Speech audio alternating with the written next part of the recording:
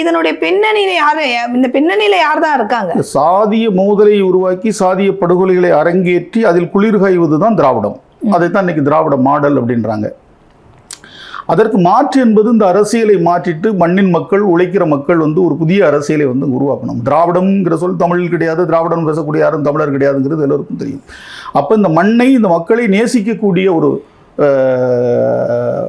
தலைமைகள், அந்த அந்த அந்த மண் சார்ந்த மொழி சார்ந்த உணர்வாளர்கள் ஒன்றிணைந்து ஒரு புதிய அரசியலை உருவாக்க வேண்டியது ஒரு காலத்தின் தேவையாக இருக்குது. இன்றைக்கி அரசியலுக்காக பச்சை படுகொலைகளை பற்றி யாரும் பேசுறது கிடையாது. அந்த களத்திற்கு யாரும் போகலை.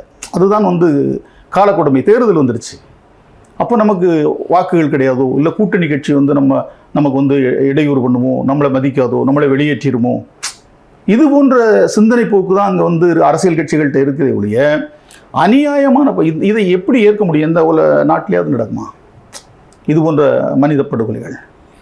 அப்போ இது எந்த பின்புலத்தில் இது நடந்துகிட்டு இருக்கு?